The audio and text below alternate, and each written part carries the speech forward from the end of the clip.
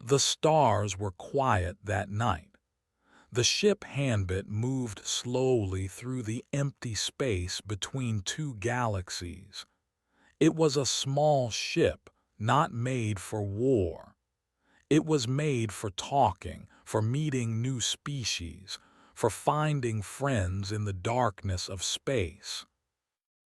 Kang T sat in his small room and looked at the stars through his window. He was 28 years old, not a soldier, not a hero. He was just a translator. His job was simple. When humans met aliens, he helped them understand each other. He knew 14 alien languages. He had spent his whole life learning words, but he never thought words could start a war or stop one. The alarm came without warning. Red lights filled the ship. A loud voice spoke through every room. All crew to stations. Unknown vessels approaching. This is not a drill. T jumped from his bed and ran to the bridge. His heart was beating fast. In 3 years on this ship, they had never seen this alarm. They had met aliens before, yes, but those aliens had been friendly or at least not dangerous. This felt different. When he reached the bridge, Captain D. Ho was already there. The captain was 45 years old with gray hair and tired eyes. He had seen many things in his life, but even he looked worried now. "What is it?" T asked. The captain pointed at the screen.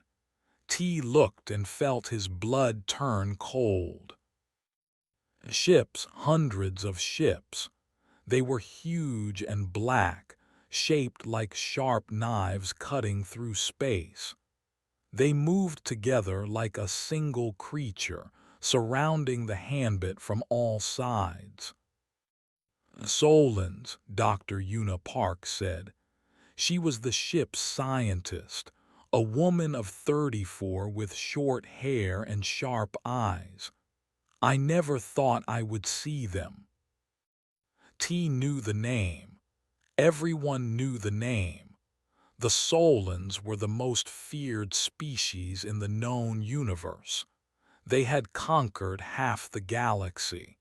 They destroyed anyone who did not surrender. No one had ever won a war against them. And now they were here. "They are sending a message," one of the crew members said. The screen changed. A face appeared. It was not human. The skin was silver, smooth like metal. The eyes were gold and cold like stars that give no warmth. The face was sharp with high cheeks and a strong jaw. It belonged to a woman or what looked like a woman. "Human vessel," the alien said. Her voice was flat with no feeling. "I am Commander Vera of the Solan Matriarchy.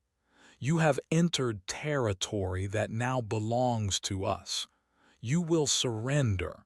You will turn off your engines. We will board your ship. If you resist, you will die." Oh, the message ended. No one on the bridge spoke. What could they say?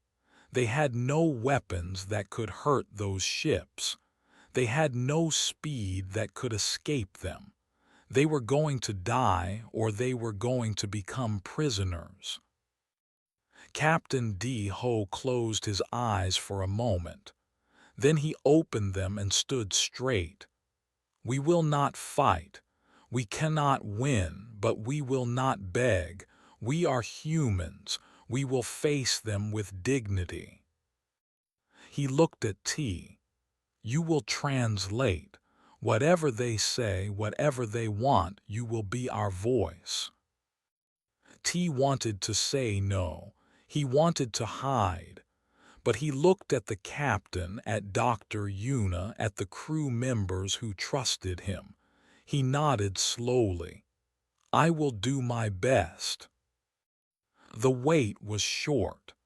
The Solon ship connected to the Hanbit with a metal bridge. The door opened and they came inside. T had seen aliens before. He had met creatures with 6 arms, with no eyes, with skin that changed colors. But he had never seen anything like the Solons. They were tall, more than 2 meters each. Their bodies were strong, covered in armor that looked like it grew from their silver skin. They moved without sound, like ghosts made of metal. Their golden eyes looked at everything, judging, measuring. And leading them was Commander Vera. She was taller than the others. Her armor was darker, marked with symbols that probably meant rank or victories. Her face showed nothing. No anger, no pride, no curiosity. It was like looking at a statue. She walked through the ship like she already owned it. Her soldiers followed her, checking every room, every corner. The human crew stood against the walls, afraid to move, afraid to breathe too loud. Finally, Vera reached the bridge. She stood in front of Captain D. Ho and looked down at him. She said nothing for a long moment. "You are the leader," she said. It was not a question. "I am Captain D. Ho," he replied. His voice was steady. "This ship is called Hanbit. We are explorers and diplomats. We mean no harm to anyone." "Your intentions do not matter," Vera said. "You are in our space. You belong to us now. Your people, your ship, your technology, everything." She turned to look at the rest of the crew. Her golden eyes moved from face to face. When she looked at T, she stopped for a moment. He did not know why. Then she continued. "We will take you to our command ship. There you will be processed. You will tell us everything about your species, your worlds, your weapons, your numbers. If you cooperate, you will live as servants. If you do not, you will die. This is the way of the matriarchy." T listened and felt sick. Servants. They would become slaves. Everything humanity had built, everything they had dreamed of among the stars would end here. Vera turned to leave. Her soldiers began to move the crew toward the door, and then the light changed. The Hanbit was passing near a small star. The light came through the main window, golden and warm. It touched Vera's face, her silver skin, her sharp features. For just one moment she was not a conqueror. She was something else. T did not think. The words left his mouth before he could stop them. First in Korean, soft and quiet. Then in Galactic Common so she could understand. "You are beautiful." Everything stopped. Vera turned around slowly. Her golden eyes were wide. Her hand, which had been moving toward the door, froze in the air. Her soldiers looked at each other, confusion on their faces. "What did you say?" Vera asked. Her voice was different now. There was something in it, something that had not been there before. T's face became hot. He knew he had made a terrible mistake, but he could not take the words back. I said, "You are beautiful, the light on your face, it was. I am sorry, I should not have spoken." Vera walked toward him. Each step was slow, careful, like she was approaching something dangerous. She stopped right in front of him, looking down. "A beautiful," she repeated the word. "This word, it does not translate. What does it mean?" T swallowed hard. "It means when something is good to look at, when something makes you feel happy just by seeing it, when something is more than just useful. It has value because it exists, because of how it looks, how it makes you feel." Vera stared at him. The silence was so deep that T could hear his own heartbeat. Then she stepped back. She looked at her soldiers. They looked back at her just as confused. They spoke quickly in their own language, words that T could not understand. Their voices were strange, uncertain. Vera looked at T one more time. Her face was still like stone, but her eyes were different. There was something moving behind them, something waking up. "We will return," she said. "Do not leave this area." And then they left, just like that. No prisoners, no surrender, no ultimatum. They simply walked back to their ship and disconnected. The crew of the Handbit stood in silence, not understanding what had happened. And Dr. Yuna was the first to speak. "What just happened? Why did they leave?" Captain D-Ho looked at T. "What did you do?" T shook his head. He was just as confused as everyone else. "I do not know, I said she was beautiful. I did not mean anything by it. It just came out." The captain stared at him for a long moment. Then he did something unexpected. He laughed. It was a small, tired laugh, but it was real. "A translator," he said. "We are facing the most dangerous species in the galaxy, and our translator stops them with a compliment." T did not laugh. He was thinking about Vera's eyes, about the confusion in them.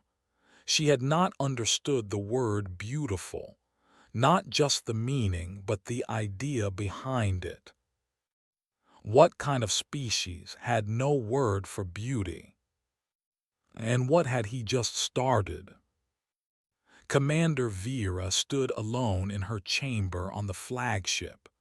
The room was dark and cold, the way Solon rooms always were. There was no decoration on the walls, no color anywhere, just metal and shadow. That was the Solon way. Everything had a purpose. Nothing was wasted on things that did not serve the matriarchy. She had been standing there for 2 hours, not moving, not sleeping. She was thinking. Beautiful. The word kept coming back to her. It sat in her mind like a stone that she could not remove. She had lived for 200 years. She had conquered 37 worlds. She had killed more enemies than she could count. Nothing had ever confused her like this. The human had looked at her and he had said she was beautiful, not strong, not dangerous, not useful, beautiful, like that word meant something important, like it was a gift he was giving her. Vera did not understand gifts. In the matriarchy, you earned everything. Your rank, your food, your right to live. Nothing was given freely.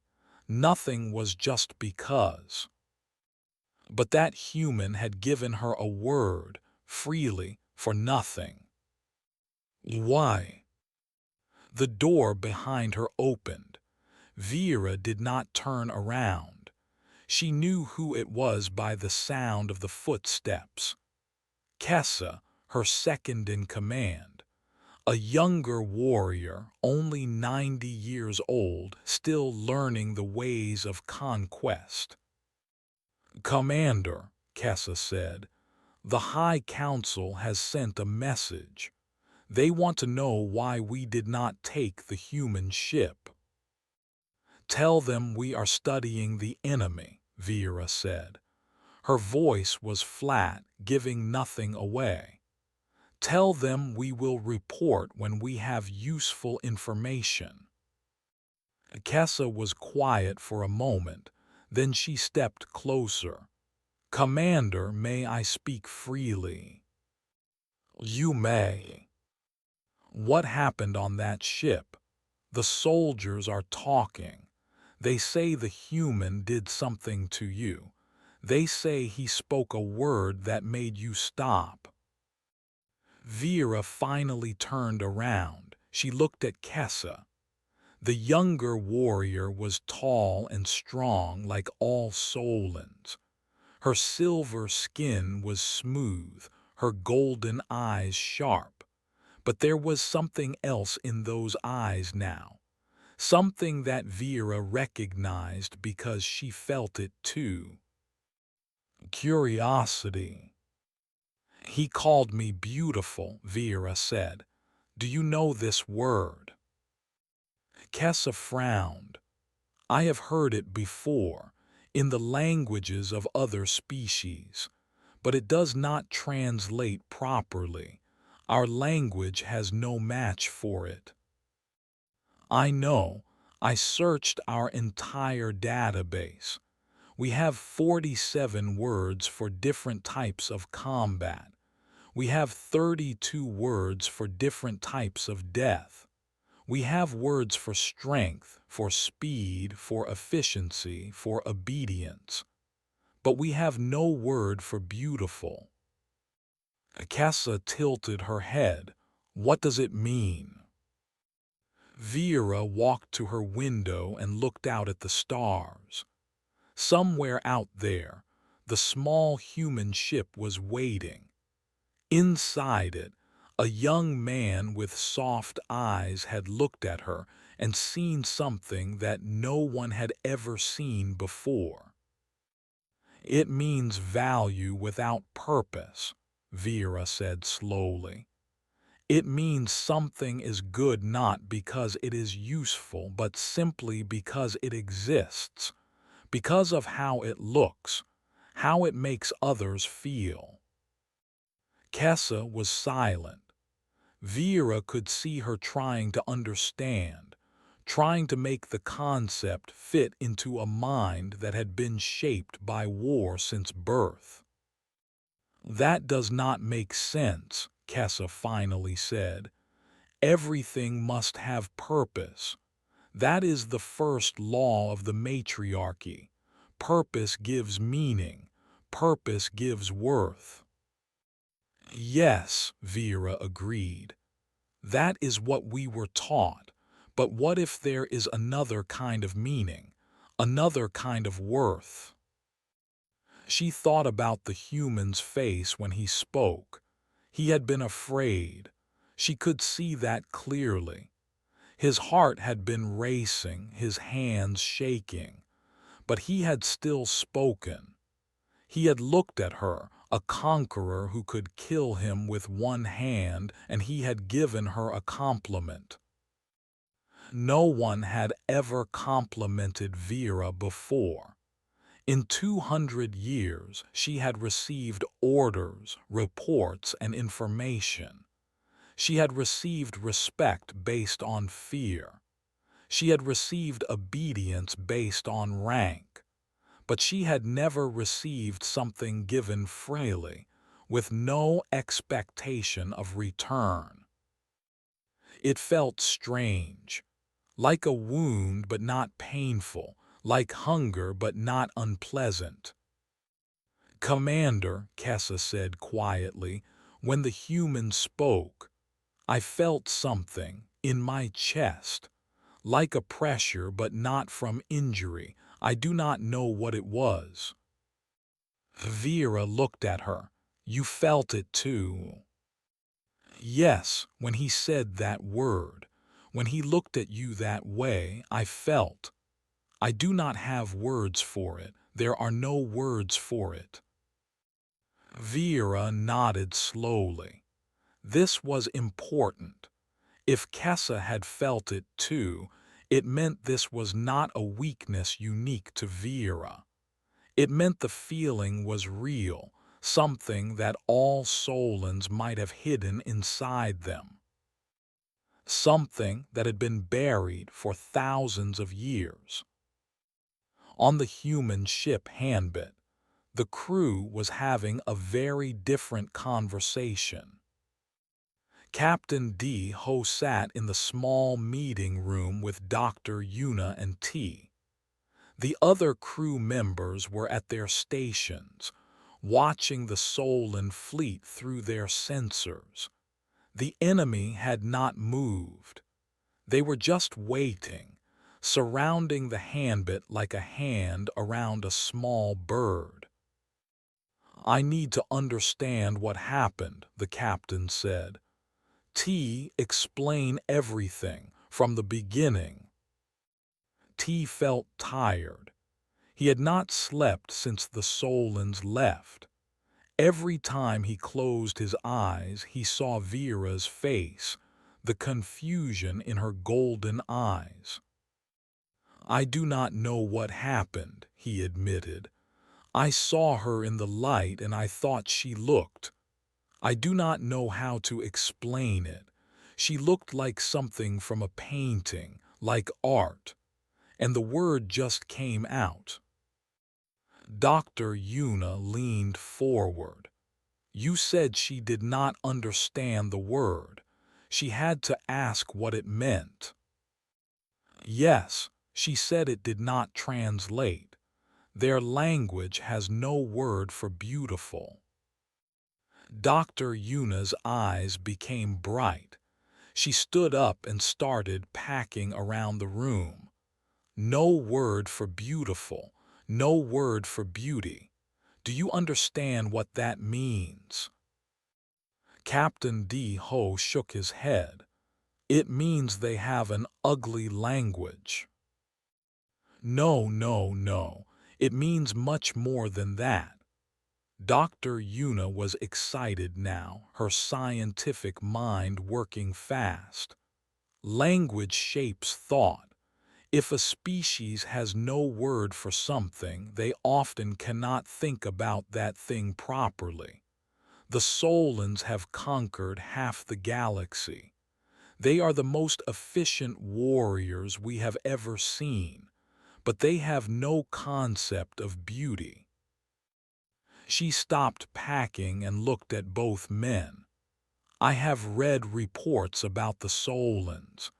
Every species they conquered, they destroyed the art first. Paintings, music, sculptures, stories. They burned it all. We always thought they did this to break the spirit of their enemies. But what if that is not the reason?" T felt something cold in his stomach. "What do you mean?" "What if they destroy art because it confuses them? What if beauty is something their minds cannot process? What if it is not a weapon against their enemies, but a defense for themselves?" The room was quiet. Captain D. Ho rubbed his chin thoughtfully. "You are saying that the most dangerous species in the galaxy is afraid of pretty pictures." I am saying that the Solans may have built their entire civilization on suppressing emotions. No beauty, no art, no love, only duty, strength, and purpose. But those emotions do not disappear. They get buried. And when something wakes them up, they do not know what to do, T finished. He understood now.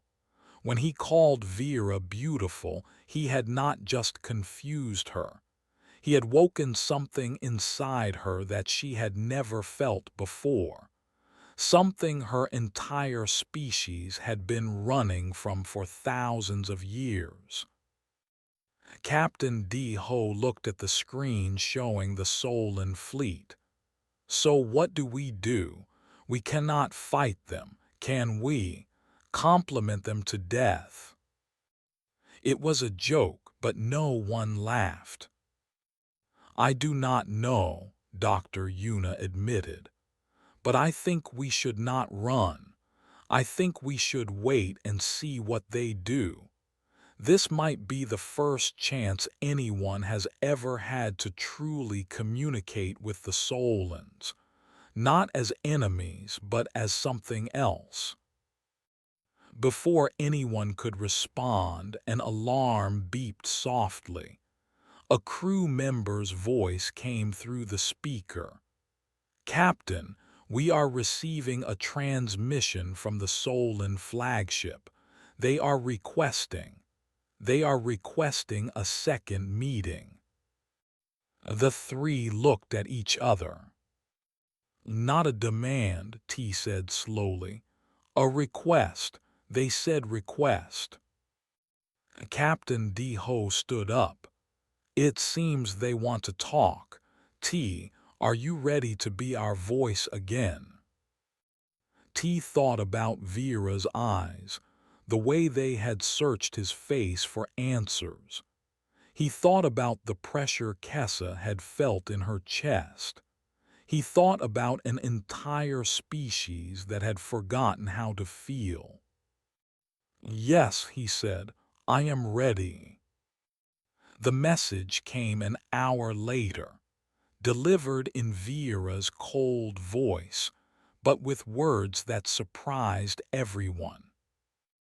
Human vessel, I wish to meet with your translator again, not for surrender, for clarification of terms. I wish to understand. The word he used, I will come alone.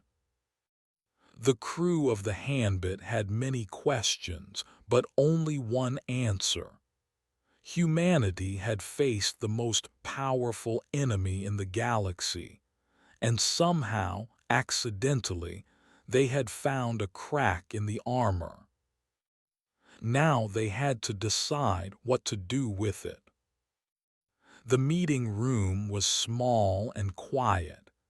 It was in the middle of the Handbit, far from any windows, far from any weapons.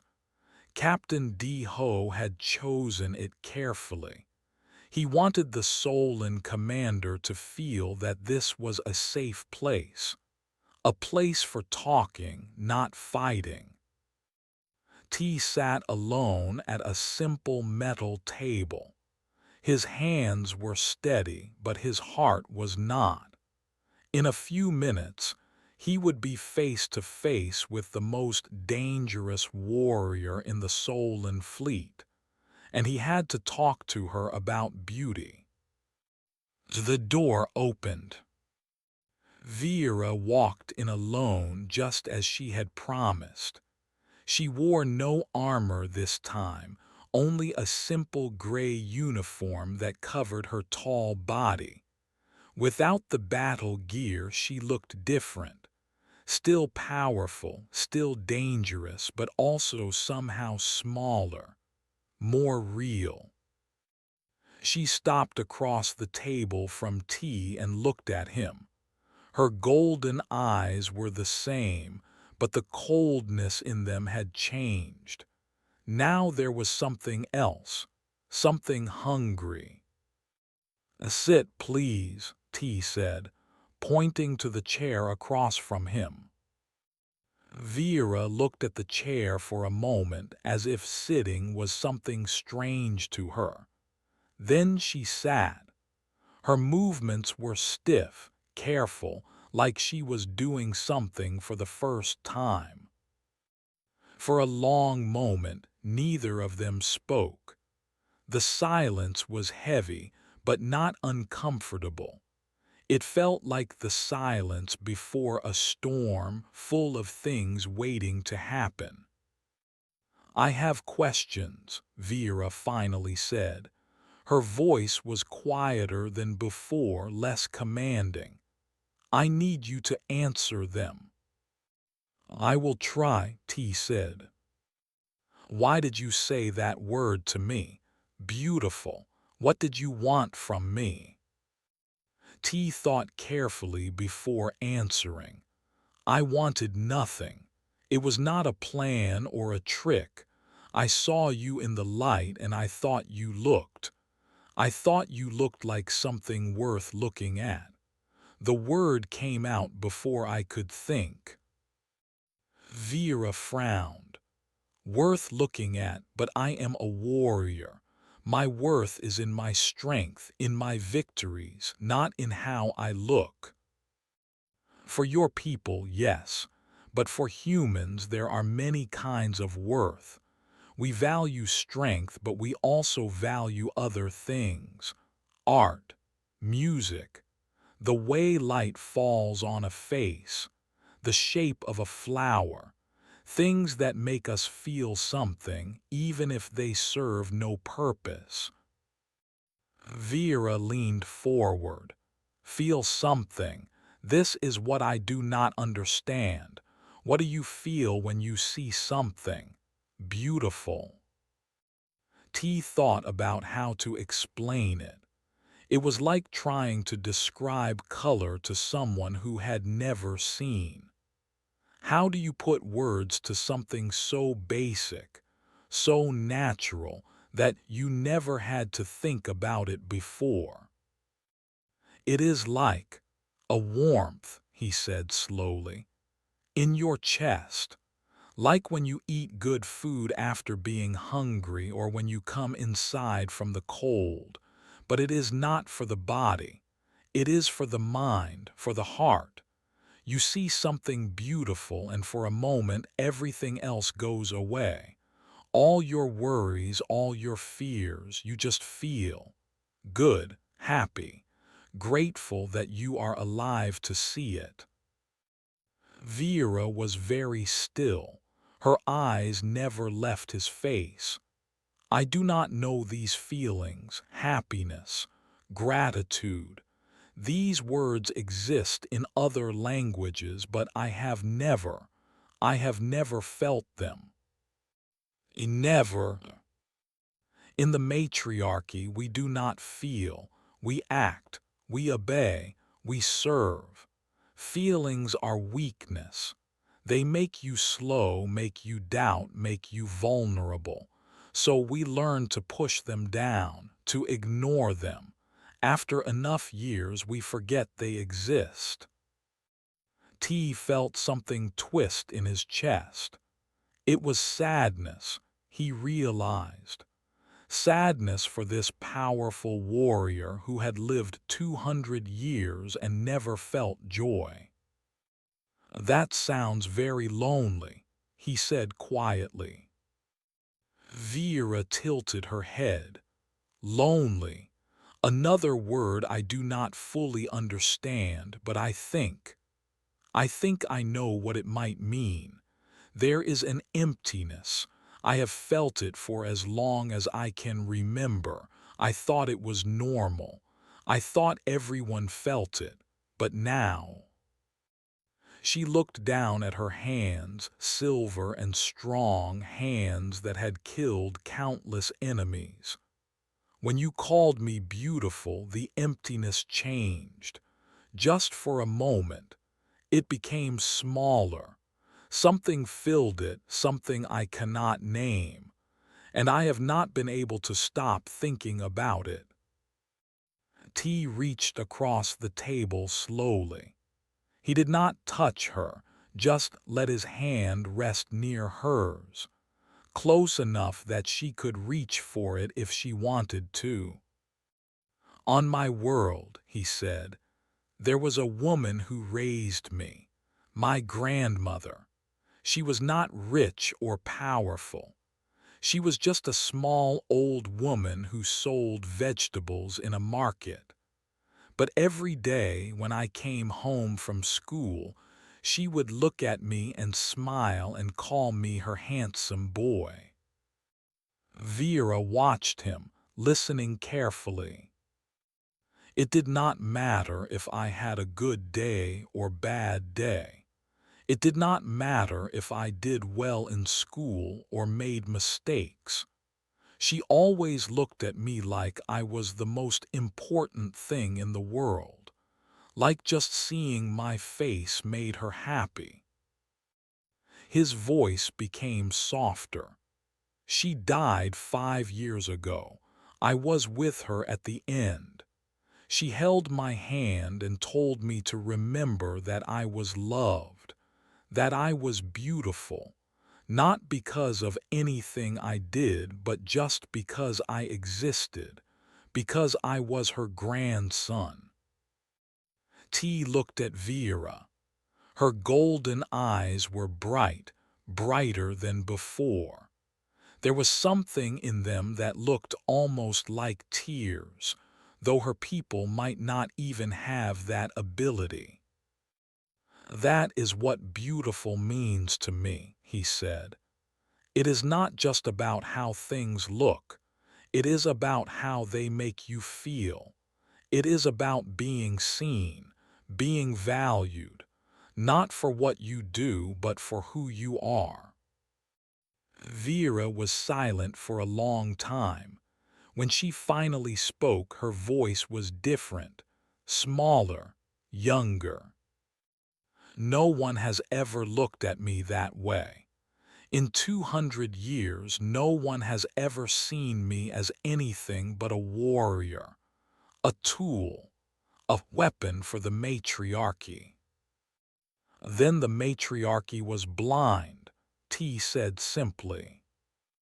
Vera looked at him with surprise. "You should not say such things. The matriarchy is powerful. They would destroy your entire species for words like that." "Maybe, but that does not make it less true." The silence returned, but it was different now, warmer. The wall between them had cracked, and something new was growing through. "I have one more question," Vera said. "The feeling you described, the warmth, the happiness, has anyone ever made you feel that way? Has anyone ever called you beautiful?" T smiled. It was a sad smile full of memories. "My grandmother, every day. And when she died, I thought I would never feel that way again. But then I became a translator. I learned to talk to other species, to understand how they think, how they feel. And I found that beauty is everywhere. In a sunset, in a song, in the way a stranger helps another stranger, in the courage of a captain who refuses to surrender, in a warrior who is brave enough to ask questions she was never supposed to ask." Vera stared at him. "You think I am brave. I think you are terrified, but you came here anyway. You asked questions that could get you killed. You let yourself feel something that your whole culture says is wrong. That is not weakness. That is the bravest thing I have ever seen." For the first time, Vera's face changed. The stone mask cracked just a little.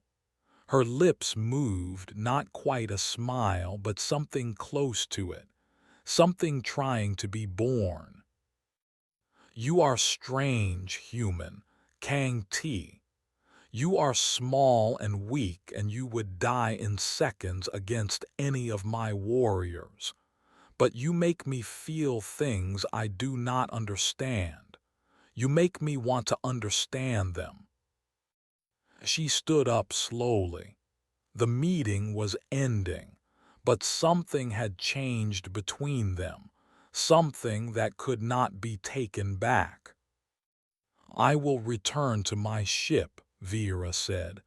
I need to think. There is much I need to think about. Will you come back? T asked. Vera looked at him. Her golden eyes held his for a long moment. Yes, I think I will. I want to learn more about beauty, about feelings, about your grandmother and her vegetables.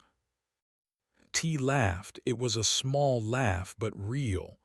I would like that. Vera walked to the door. Before she left, she turned back one more time. Kang T, I do not know if I am beautiful. I do not know what that word truly means yet. But when I am with you, the emptiness becomes smaller. I do not know what to call that feeling, but I want to feel it again. She left before he could answer. T sat alone in the meeting room for a long time. He thought about warriors and weapons. He thought about galaxies conquered and species destroyed. He thought about a silver woman with golden eyes who had never been told she mattered. And he thought about his grandmother, who had taught him the most powerful weapon in the universe. Not a gun, not a ship, not an army. Just a word. You are beautiful. The word spread through the Solan fleet like fire through dry grass. It started with Kessa. After Vera returned from the human ship, she was different. She stood at windows for hours looking at stars. She asked strange questions. What does this color make you feel? Why do we have no songs? What is the purpose of a feeling that serves no purpose? Kessa did not understand the questions, but she remembered them, and she started to ask others. Have you ever felt a pressure in your chest? She asked a young warrior named Sola. Not from injury, not from sickness, a pressure that comes from inside.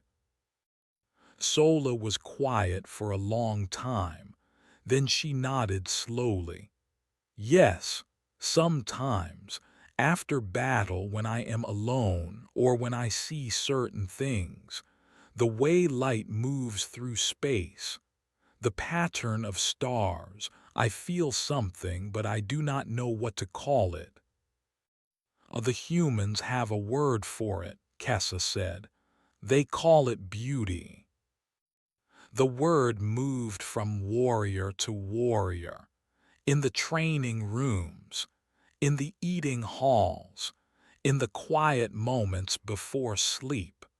Soldiers who had never questioned anything began to wonder. Why do we destroy the art of conquered species? Why do we have no music of our own? Why does it feel wrong to feel? Vera watched it happen. She knew it was dangerous. The matriarchy did not allow questions. Questions led to doubt. Doubt led to disobedience. Disobedience led to death. But she could not stop it. She did not want to stop it. She had met with T3 more times since that first conversation. Each time he taught her new words: joy, sadness, love, fear. hope. Each word was like a key, opening a door that had been locked for centuries. She learned that humans cried when they were sad. She did not know if Solans could cry. No one had ever tried. She learned that humans laughed when they were happy. She tried to imagine laughing. Her face did not know how to make the shape. She learned that humans touched each other for comfort. They held hands. They hugged. They pressed their bodies together just to feel less alone. Vera had never been touched except in combat. On the 15th day, everything changed. A message came from the Solan homeworld, from the High Council, the 7 ancient mothers who ruled the matriarchy with iron will. Their words were cold and clear. Commander Vera, you have failed to conquer the human vessel. You have failed to report useful information. Our observers have noted strange behavior among your fleet. Questions, doubts, emotional contamination. This cannot be allowed. Return to the homeworld immediately for evaluation. If contamination is confirmed, you will be terminated. Vera read the message in her chamber alone. Her hands did not shake. Her face did not change. But inside, for the first time in 200 years, she felt afraid. Not afraid of death. Death was simple. Death was something she understood. She was afraid of going back to a world where no one would ever call her beautiful, going back to an emptiness that would last forever. The door opened. Kessa stood there, and she was not alone. Behind her were 20 warriors, young ones mostly. Their faces were uncertain, confused, scared, but also determined. "We heard about the message," Kessa said. "We are not going back." Vera stood up slowly. "If you disobey the council, you will die. They will send hunters. They will destroy your names, your records, everything that proves you existed." "We know," Kessa said, "but we have been thinking, all of us. And we have decided that we would rather die feeling something than live feeling nothing." She stepped forward. Her golden eyes were bright, burning with something new. "You showed us that there was another way. The humans showed you, and you showed us. For the first time in our lives, we want something. We want to understand. We want to feel. We want to know what beautiful means. If the council calls that contamination, then we choose to be contaminated." Vera looked at the warriors behind Kessa. 20 faces, 20 lives, 20 Solans who had been born to fight and die for the matriarchy. And now they were choosing something else. "The council will send a fleet," Vera said. "They will hunt us. They will destroy anyone who helps us." "The humans," Kessa said. "We can protect them. We can fight for them. If we must die, let us die for something we chose, something beautiful." The word hung in the air. Beautiful. A word that had not existed in their language 2 weeks ago. Now it was worth dying for. Vera made her choice. She walked to the communication panel and opened a channel to every ship in her fleet. 300 vessels, 40,000 warriors. Not all of them would follow her, but some would. "This is Commander Vera," she said. Her voice was steady but different, softer, more real.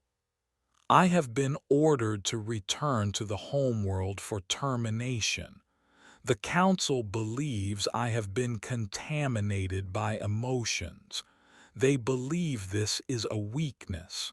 They are wrong." She paused, letting the words reach every ear. "For 200 years I have served the matriarchy. I have conquered worlds. I have destroyed species. I have done everything they asked because I believed it was the only way, but I was wrong. There is another way, a better way."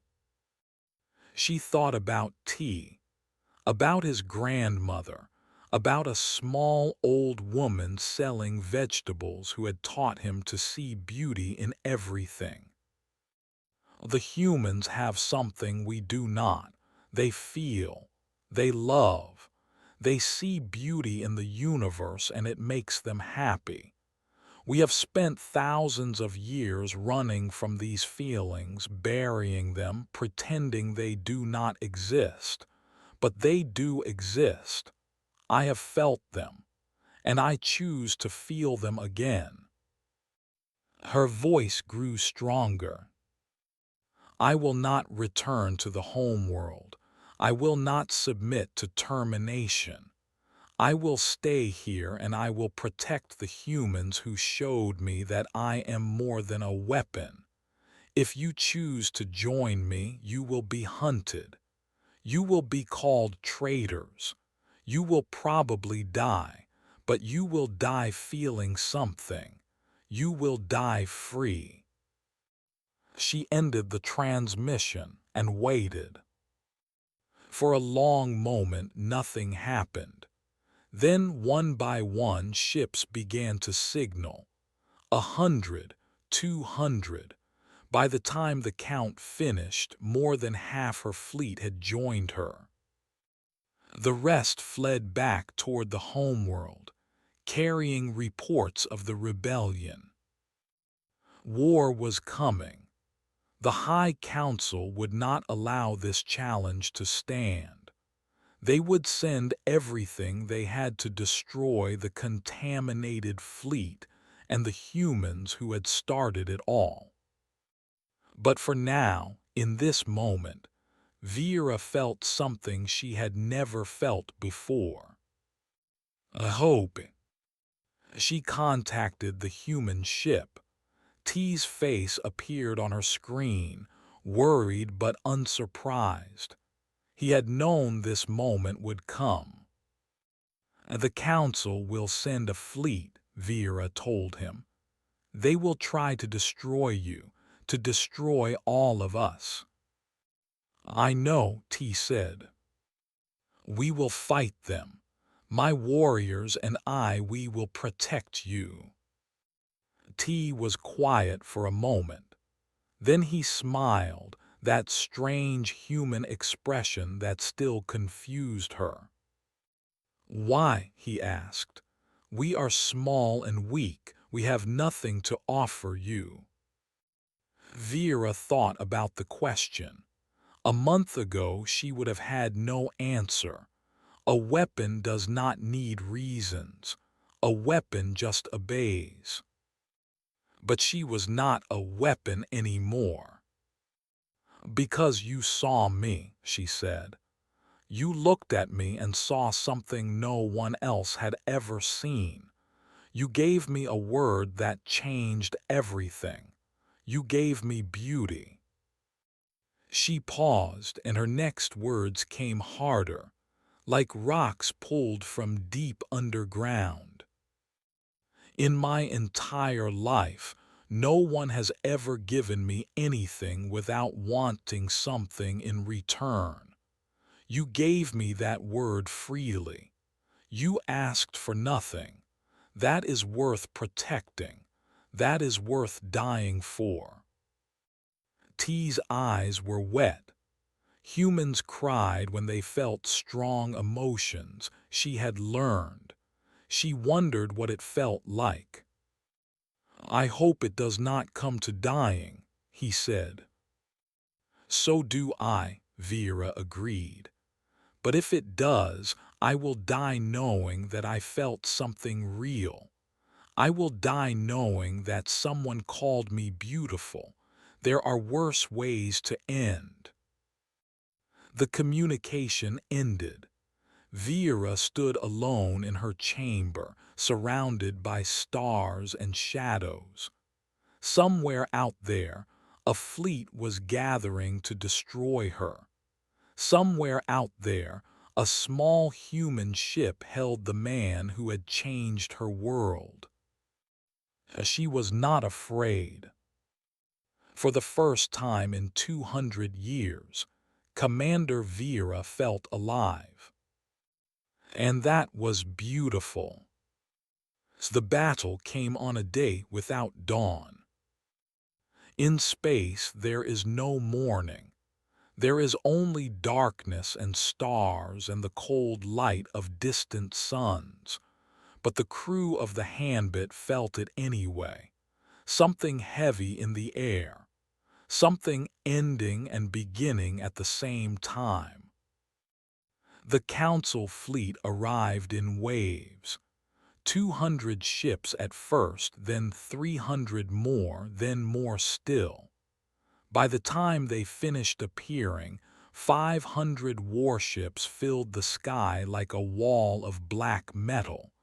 They were here to destroy the rebels, to silence the questions, to make sure no Solan ever felt anything again. Vera stood on the bridge of her flagship, watching them come.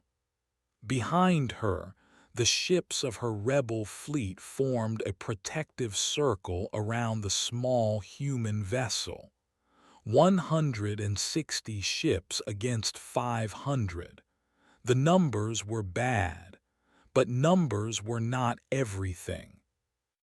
"They are signaling," Kessa reported. "They want to speak with you." "Let them speak." The screen changed. An ancient face appeared. High Mother Vera, the oldest of the council, the one who had ruled the matriarchy for 3,000 years. Her silver skin was dark with age, her golden eyes dim and hard. She looked at Vera with disgust. "Traitor," the High Mother said.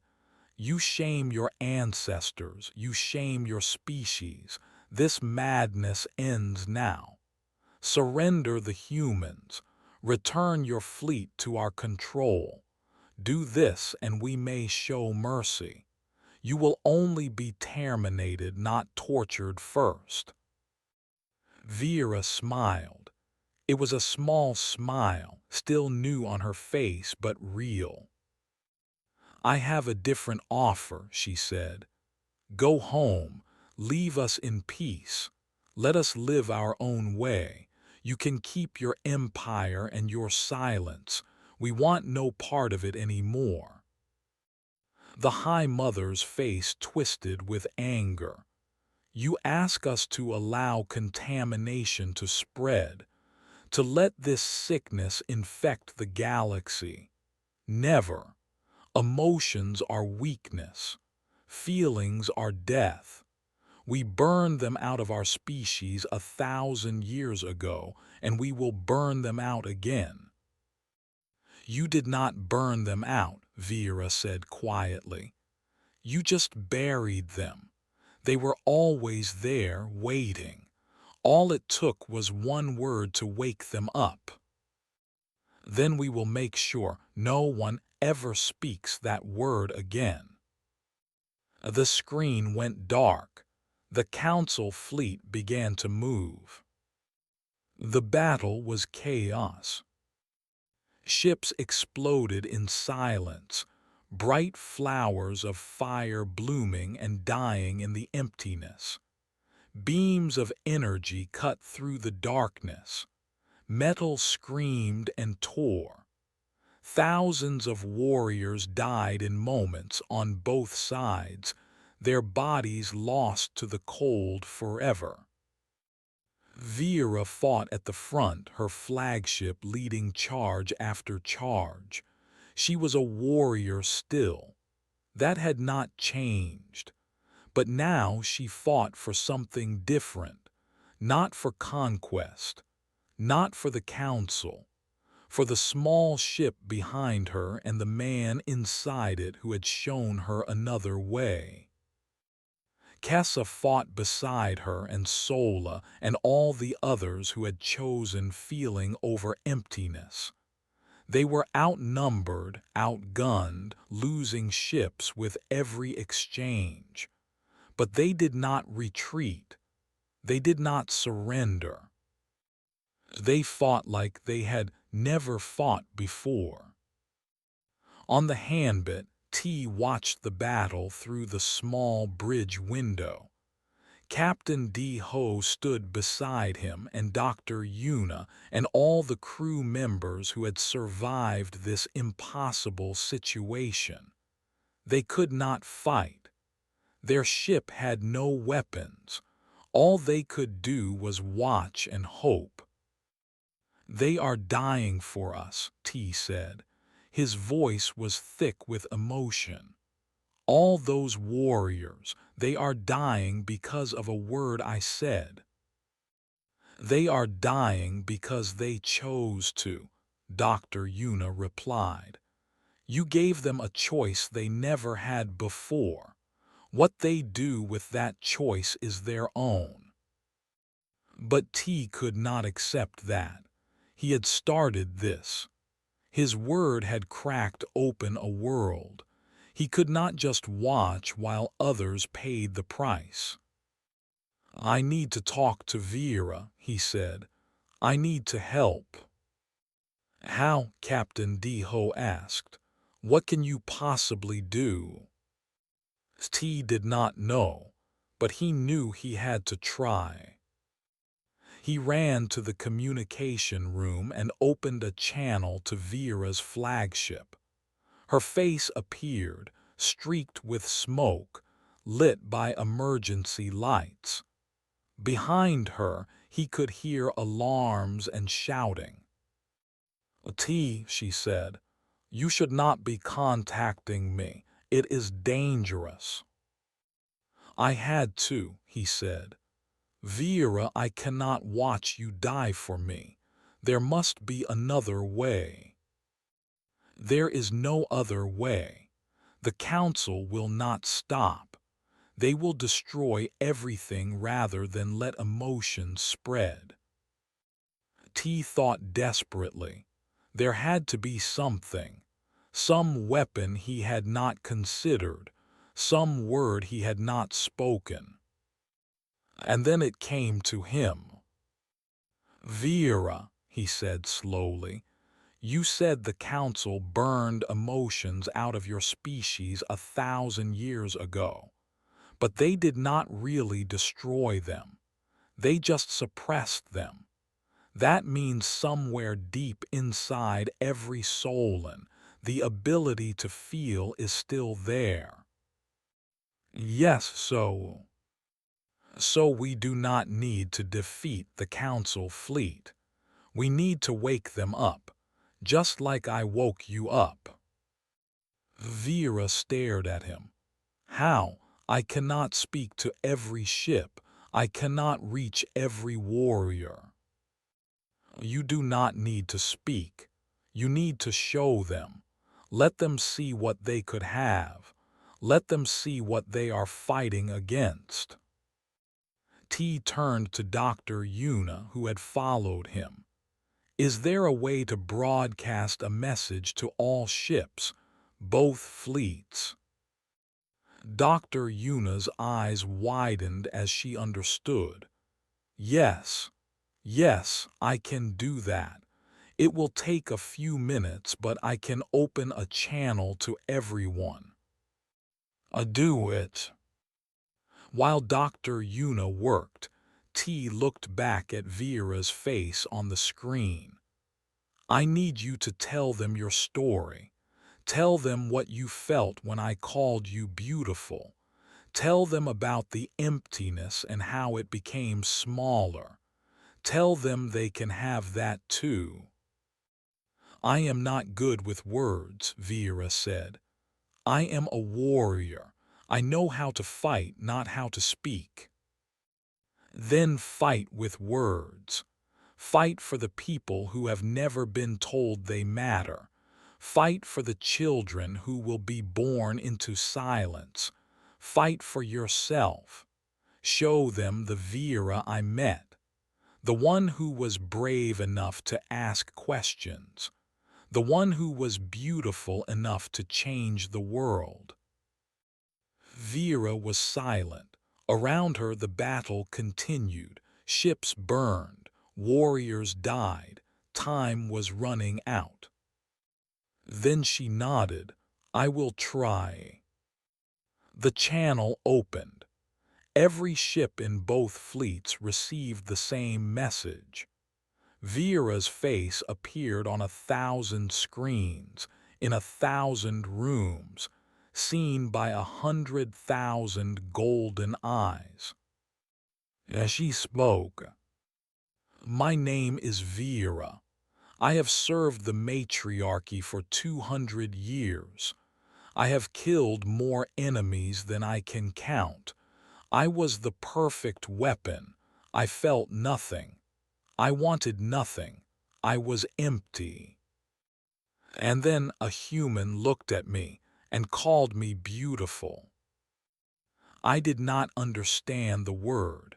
Our language has no word for it. Our culture destroyed it long ago. But when he explained it to me, something woke up inside me. Something that had been sleeping for my whole life. He told me that beautiful means having value not for what you do, but for who you are. He told me that his grandmother used to call him beautiful every day just because he existed, just because she loved him.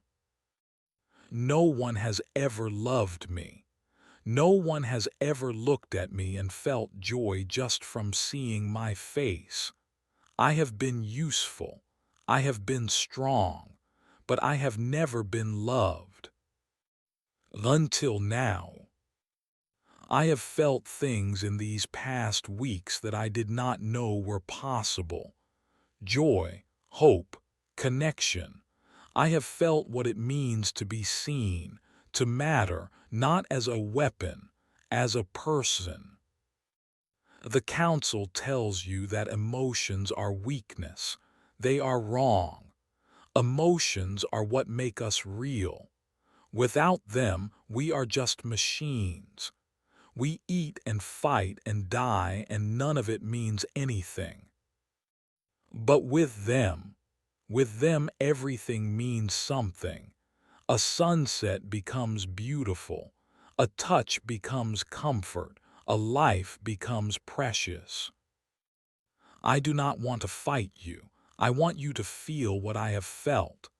I want you to know that you can be beautiful too, all of you. Every warrior who has ever felt that strange pressure in your chest. Every soldier who has looked at the stars and wondered why they exist. You are not broken. You are not contaminated. You are waking up. Please stop fighting. Put down your weapons. Let us show you another way. Oh, the message ended. For a long moment, nothing happened. The battle continued. Ships fired. Metal burned. Then, one by one, the Council ships stopped. It started with a single vessel, a small attack craft that lowered its weapons and powered down its engines. then another, then 10 more, then 100. Across the battlefield, Council warriors watched Vera's message again and again. They felt the pressure in their chests that she described. They remembered moments they had pushed away and forgotten. They realized that they had been asleep their whole lives, and now, finally, they were waking up. Not all of them. Some kept fighting, loyal to the old ways, but enough stopped. Enough chose differently. By the time it was over, 300 council ships had surrendered. The remaining 200 fled back toward the homeworld, carrying tales of the madness that had infected the fleet. The war was not over. The council would regroup. They would try again, but they had lost something that could not be recovered.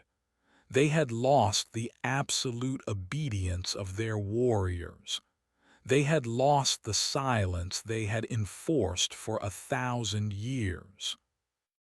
The galaxy would never be the same. 6 months later, Vera stood on Earth. She had never imagined a world like this, green and blue and full of life, air that smelled different everywhere you went, water that fell from the sky, creatures that sang. T stood beside her on a hill outside a city called Seoul.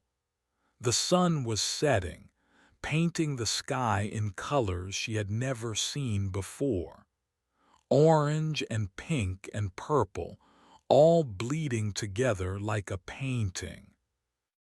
"This is beautiful," she said quietly.